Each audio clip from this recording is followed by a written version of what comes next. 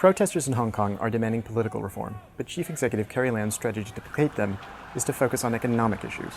The argument she and Beijing have championed is that the unrest is due to a lack of economic opportunity. And a big part of that is due to Hong Kong having the least affordable property market in the world. By one estimate, the median price of a flat is 21 times median salary. In London, it's less than 5. So last week, Lam announced that Hong Kongers would be allowed to take up mortgages of up 90% on a flat valued at up to $1 million. That is a complete reversal of 10 years' worth of failed attempts to cool the market by restricting mortgage lending. She also pledged to seize 700 hectares of land from developers to help ease the housing shortage.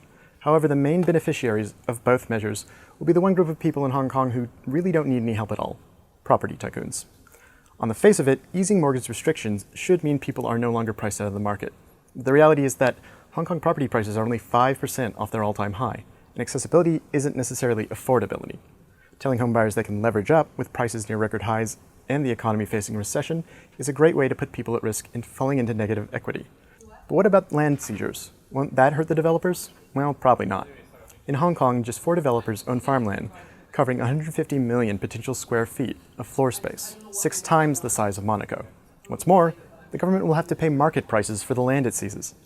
But the kicker is that the government already controls the amount of land released for development each year. The way Hong Kong's political system is structured means that the tycoons who control developers have outsized representation on the 1,200-person committee that chooses Hong Kong's chief executive. So Lam's government is incentivized to respond to their wishes, not those of ordinary people, when it comes to how much land is made available for new housing.